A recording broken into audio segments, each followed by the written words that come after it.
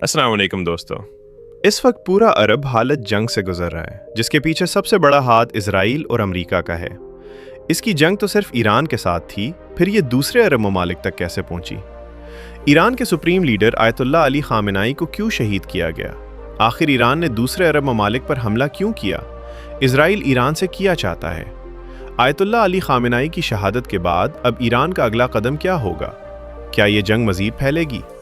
Iran की जोग्राफिया अहमियत क्या है और पाकिस्तान अफगानिस्तान के दरमियान कशीदगी किस कदर बढ़ने चुकी है? इन तमाम सवालों के जवाब आज हम आपको इस वीडियो में देंगे, तो इसलिए इसे एंड तक लाजमी देखिएगा।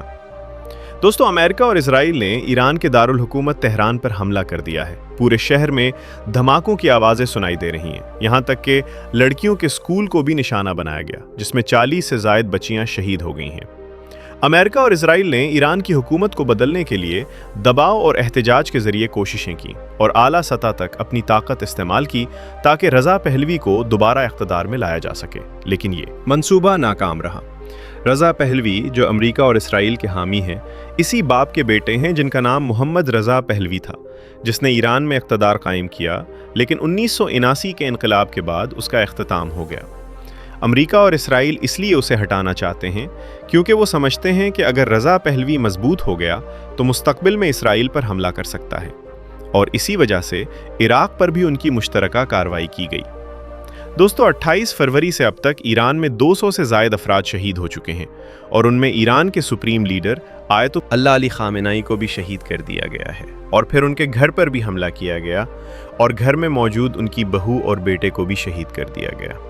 क्योंकि इजराइल और अमेरिका आयतुल्लाह अली खामेनाई के बाद उसके बेटे से भी बहुत डरता था। इसी वजह से इन दोनों बाप बेटों को रास्ते से हटा दिया गया। अब सवाल ये पैदा होता है कि ईरान ने अरब ममालिक पर हमले क्यों किए? इसका जवाब ये है कि अमेरिका ने मशरिक़ वस्ता के मुख्तलिफ अरब ममालिक में मुतअद्दिद फ़ौजी अड्डे कायम किए हैं। कतर में दोहा के करीब अमरीकी एयरबेस अल अदिया देरवेस, यूएई के अबू ज़हबी में अज़फ़रा एयरबेस, सऊदी अरब के दारुल हुकूमत रियाद से 100 किलोमीटर दूर पर लल सुल्तान एयरबेस, बहरैन के मनामा के करीब अमरीकी बहरी अड्डा, जॉर्डन के ओमान से 100 किलोमीटर दूर मुवफ़्फ़क़ सेल्फ़ी एयरबेस। ईरान ने पहले ही अरब ममालिक को वार्निंग दी थी कि अगर ये अड्डे ईरान के खिलाफ इस्तेमाल हुए तो ईरान अरब ममालिक पर भी हमला करेगा, और अब वही हुआ है। पूरे अरब खत्ते में जंग छिड़ चुकी है। ईरान ने दुबई पर भी बैलिस्टिक मिसाइल दागे, जिससे पाम जो मेरिया एरिया के होटल में धमाका हुआ और 4 अफराद जख्मी हुए। दुबई के बर्जल अरब में आग के मनाजिर देखे जा रहे हैं और मुसाफिर दुबई एयरपोर्ट पर फंस गए हैं। दुबई के इंटरनेशनल एयरपोर्ट टर्मिनल 3 पर भी ईरान ने ड्रोन हमला किया, जिससे धुआं फैला और फ्लाइट्स मुकम्मल तौर पर कैंसिल कर दी गईं। अबू धाबी में भी मिसाइल हमले हुए, जिससे एक शख्स हलाक। बहरीन में ड्रोन हमलों के मनाजिर भी सामने आए हैं। कुवैत और कतर के एयरपोर्ट्स भी ईरान के हमलों से मुतासर हुए, मगर अक्सर मिसाइल डिफेंस सिस्टम ने उन्हें इंटरसेप्ट कर लिया। ईरान ने तरावी के दौरान भी मिसाइल दागे और सऊदी अरब के रियाज पर भी हमला किया। देखते ही देखते ये जंग बहुत ज़्यादा कशीदगी इख्तियार कर चुकी है। सारे मुस्लिम मुल्क आपस में लड़ रहे हैं। यहूदियों की तो यही साजिश है कि ये सबसे पहले मुस्लिम ममालिक को आपस में लड़ाएंगे, फिर उन्हें कमज़ोर करेंगे और फिर उन पर अपनी ताकत जमाएंगे। इस बात का अंदाज़ा यहाँ से भी लगा लें कि पाकिस्तान और अफगानिस्तान के दरमियान कशीदगी बढ़ती जा रही है, जबकि है तो दोनों मुस्लिम मुल्क है। अफगानिस्तान इंडिया, इसराइल और अमेरिका के इशारों पर नाचता है। ईरान ने भी वाज़े अल्फाज में कहा है कि खून का बदला अब खून होगा। उसने अमेरिका और इसराइल पर हमलों की तैयारी शुरू कर दी है। अल्लाह ताला से यही दुआ है कि अल्लाह ताला अमेरिका और इसराइल जैसी नाजायज़ रियासतों को इस सफ़ाए हस्ती से मिटाए। मुस्लिम ममालिक आपस में इत्तेहाद बनाकर रखें, ना कि इन यहूदियों की बातों में आए। हम एक मुसलमान होने के नाते ना कि शिया सुन्नी, बरेबली और देयूबंदी, बल्कि एक मुसलमान होने के नाते ईरान के साथ खड़े हैं और हमेशा ईरान के साथ ही रहेंगे। अल्लाह से दुआ करें कि अल्लाह ताला ईरान को मज़ीद ताकत दे ताकि वो अपने खून का बदला खून ले सके। अब बात करते हैं ईरान के जुग्राफियाई हैसियत के बारे में। ईरान का ऑफिशियल नाम इस्लामी जमहूरिया ईरान है। ये मशरक़ वस्ता में वाक़ एक अहम मुल्क है। ये मुल्क बैक वक्त एशिया, यूरोप और अफ्रीका के दरमियान वाक़ है, इसलिए इसकी एक खास अहमियत है। ईरान की सरहदें कई ममालिक से मिलती हैं। मशरक़ में पाकिस्तान और अफगानिस्तान, शुमाल मशरक़ में तुर्कमानिस्तान, शुमाल मगरब में आर्मीनिया और आज़रबाईजान और मगरब में तुर्की और इराक से इसकी सरहदें मिलती हैं। इसके अलावा ईरान की जनूबी सरहद खलीज फारिस और खलीज ओमान से जा मिलती है, जो इसे एक समंदरी ताकत भी बनाती है। ईरान का कुल रकबा तकरीबन 16,48,000 मुरब्बा किलोमीटर है, जो इसे दंदों का 17वां सबसे बड़ा मुल्क बनाता है। 2025 के अंदाजे के मुताबिक ईरान की कुल आबादी तकरीबन 99 मिलियन अफराद पर मुश्तमिल है। ईरान की आबादी का एक बड़ा हिस्सा शिया मुसलमानों पर मुश्तमिल है, जो कुल आबादी का तकरीबन 90% बनता है, जबकि 10% दीगर अक़लियतें भी मौजूद हैं। दोस्तों, ईरान का दारुल हुकूमत तेहरान है, जो न सिर्फ मुल्क का सबसे बड़ा शहर है, बल्कि सियासी, इक़्तिसादी और सकाफती लिहाज से भी सबसे ज्यादा अहमियत रखता है। तेहरान ईरान के शुमाली हिस्से में वाक़ है। तेहरान की कुल आबादी तकरीबन 1 करोड़ से ज्यादा है, जो इसे दुनिया के बड़े शहरों में शुमार करती है। तेहरान में ईरान की हुकूमत, पार्लियामेंट, सदारती महल, सुप्रीम लीडर का दफ्तर और तमाम बड़ी वजारतें मौजूद हैं। यहाँ दर्जनों यूनिवर्सिटियाँ, जदीद हस्पताल, अजायब घर, तारीखी इमारात और बुलंदोबाला इमारतें भी मौजूद हैं, जिनमें मीलाद टावर और आजादी टावर खास तौर पर मशहूर है। ये शहर सनती और तिजारती सरगर्मियों का भी एक बड़ा मरकज है, लेकिन बदकिस्मती से फजाई आलूदगी यहाँ का एक बड़ा मसला है। इसके बावजूद शहर में सब्ज बागात और बर्फ से ढकी पहाड़ियों के मनाजिर इसकी खूबसूरती को 4 चांद लगा देते। अगर ईरान की करेंसी की बात की जाए तो ईरान की करेंसी ईरानी रियाल है, जो दुनिया की कमजोर तरीन करेंसियों में शुमार होती है, और हालिया इसराइली हमलों के बाद रियाल की कदर में मजीद तेजी से कमी देखी गई है।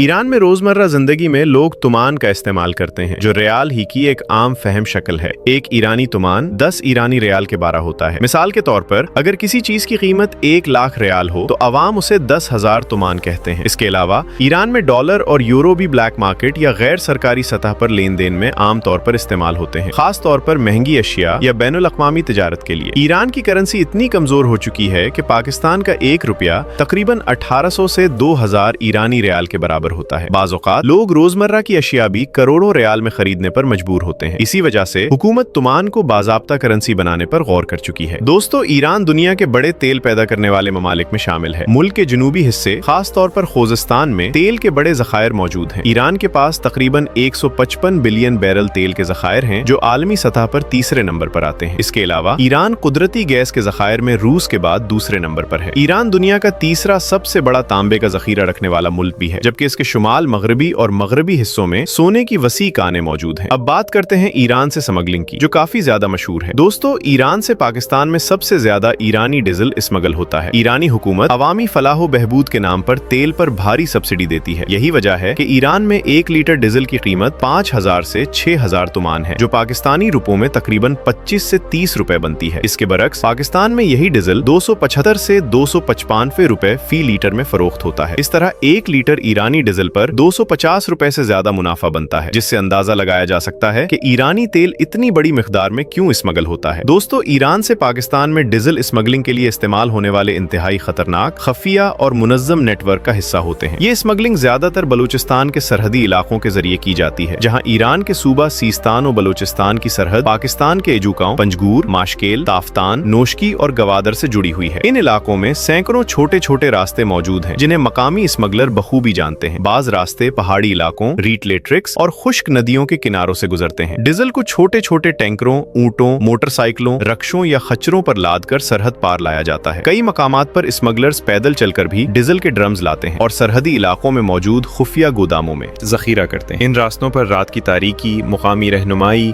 और बाज़ सरकारी एहलकारों की मदद से बड़ी मिकदार में डीजल पाकिस्तान की हुदूद में दाखिल होता है। बाज़ औक़ात ये डीजल बराह रास्त गैर कानूनी पेट्रोल पंप्स तक पहुंचा दिया जाता है या फिर छोटे ताजरों और ट्रांसपोर्टर्स को फरोख्त किया जाता है। यूं इन गैर रस्मी रास्तों के जरिए एक मुकम्मल गैर कानूनी कारोबार परवान चढ़ रहा है, जो दोनों ममालिक की मईशत और सिक्योरिटी के लिए एक संगीन खतरा बन चुका है। दोस्तों, अगर आप पाकिस्तान से या इंडिया से ईरान जाना चाहते हैं तो इस पर भी बात करते हैं, पाकिस्तान से ईरान जाने के बेहतरीन रास्तों और उनके अखराजात की। अगर आप पाकिस्तान से ईरान बस या कोच के जरिए जाना चाहते हैं तो सबसे पहले आपको क्वेटा से ताफ्तान तक बस लेनी पड़ती है। इसके बाद बॉर्डर क्रॉसिंग करने के बाद ताफ्तान से जाहिदान तक ईरानी टैक्सी ली जाती है। इस पूरे सफर पर तकरीबन 10 से 15,000 रुपए खर्च आता है। इसके अलावा रिहाइश और खाने के अखराजात शामिल करके कल खर्च तकरीबन 30 से 35,000 रुपए बनता है। क्वेटा से زاہدان تک یہ سفر عموماً 12 سے 16 گھنٹے میں مکمل ہوتا ہے۔ اگر آپ ہوائی جہاز کے ذریعے پاکستان سے ایران جانا چاہتے ہیں تو آپ کو لاہور، کراچی اور اسلام آباد سے تہران، مشہد اور شیراز کے لیے فلائٹس مل جاتی ہیں۔ یہ سفر عموماً 4 سے 6 گھنٹے کا ہوتا ہے۔ اس کا کل خرچ تقریباً 60,000 سے 1 لاکھ روپے کے درمیان ہوتا ہے۔ اس کے علاوہ اگر آپ زیارت کے لیے جا رہے ہیں تو ٹریول ایجنسیاں سستے زیارتی پیکج بھی فراہم کرتی ہیں۔ سب سے مشہور 7 دن کا زمینی زیارتی پیکج ہے جو تقریباً 35 سے 50,000 روپے میں مل جاتا ہے، جس میں رہائش، کھانا اور ٹرانسپورٹ شامل ہوتی ہے، جبکہ ہوائی زیارتی پیکج تقریباً 1.5 لاکھ سے 2 لاکھ روپے میں دستیاب ہوتا ہے۔ دوستو، اگر آپ ایران جانے کا ارادہ رکھتے ہیں تو ان مقامات کو اپنی لسٹ میں ضرور شامل کریں۔ سب سے پہلے آتا ہے مشہد، جو ایران کا سب سے اہم مقدس شہر ہے، جہاں شیعہ مسلمانوں کے 8ویں امام رضا کا مزار موجود ہے اور دنیا بھر سے زائرین یہاں آتے ہیں۔ اس کے بعد قم آتا ہے، جہاں امام رضا کی بہن حضرت فاطمہ معصومہ کا مزار موجود ہے اور یہ شہر مذہبی اور علمی لحاظ سے انتہائی اہم ہے۔ اس کے بعد تہران آتا ہے، جو ایران کا جدید ترین شہر ہے۔ اگر آپ تاریخ، سیاست اور جدید طرز زندگی کو ایک ساتھ دیکھنا چاہتے ہیں تو تہران ضرور جائیں۔ پھر شیراز آتا ہے، جو تاریخی اور ثقافتی اہمیت کا حامل شہر ہے اور فارسی کے مشہور شاعر شیخ سعدی کا مقبرہ بھی اسی شہر میں واقع ہے۔ اس کے بعد اصفہان آتا ہے، جو آرکیٹیکچر اور فنی تعمیر کے شوقین افراد کے لیے جنت نما شہر ہے۔ پھر تبریز آتا ہے، جہاں دنیا کا مشہور تبریز بازار واقع ہے، جو دنیا کے قدیم ترین اور سب سے بڑے چھت والے بازاروں میں شمار ہوتا ہے۔ اگر آپ شاپنگ یا کلچر وزٹ کرنا چاہتے ہیں تو تبریز بہترین انتخاب ہے۔ آخر میں کیش آئلینڈ آتا ہے، جسے ایران کا دبئی بھی کہا جاتا ہے۔ خوبصورت ساحل، جدید شاپنگ مالز اور سیاحتی سرگرمیاں اس جزیرے کی خاص پہچان ہے۔ دوستو، پورے ایران میں ٹریفک کا بہترین نظام موجود ہے۔ یہاں پر بس ٹرانس ٹیکسز اور یہاں تک کہ ٹرم سسٹم بھی موجود ہے۔ پورے ملک میں بہترین اور خوبصورت روڈز موجود ہیں۔ ایران کے لوگ بھی انتہائی ملنسار، خوش اخلاق اور دنیا کے بہادر ترین لوگ مانے جاتے ہیں۔ پوری مسلم دنیا میں ایسا لگتا ہے جیسے بہادر لوگ صرف یہی ہیں اور انہی لوگوں نے آج اسلام کو محفوظ رکھا ہوا ہے۔ اگر آج ایران، اسرائیل اور امریکہ کو جواب نہ دے تو شاید پورے مسلمانوں پر آج غیر مسلموں کی حکومت ہو۔ دوستو، ایران صرف ایک ملک نہیں بلکہ ایک ایسی سرزمین ہے جہاں ہر قدم پر تاریخ سانس لیتی ہے، ثقافت بولتی ہے اور قدرتی حسن دل کو چھو لیتا ہے۔ یہاں کی مہمان نوازی، لذیذ کھانے، قدیم بازار اور تاریخی مقامات جیسے شیراز، اصفہان اور یزد، ہر چیز آپ کو ایک الگ ہی دنیا میں لے جاتی ہے۔ اگر آپ واقعی ایک منفرد تجربہ حاصل کرنا چاہتے ہیں تو ایران کی سرزمین پر قدم رکھ کر ضرور دیکھیں۔ یہ سفر آپ کو نہ صرف حیران کرے گا بلکہ زندگی بھر کے لیے یادگار بن جائے گا۔ تو پیارے دوستو، یہ تھی ہماری آج کی دلچسپ ویڈیو۔ اگر ویڈیو اچھی لگی ہو تو ویڈیو کو لائک اور چینل کو سبسکرائب کر دیں۔ ملتے ہیں انشاءاللہ ایک نئی اور دلچسپ ویڈیو میں۔ اپنا خیال رکھیں۔ اللہ حافظ۔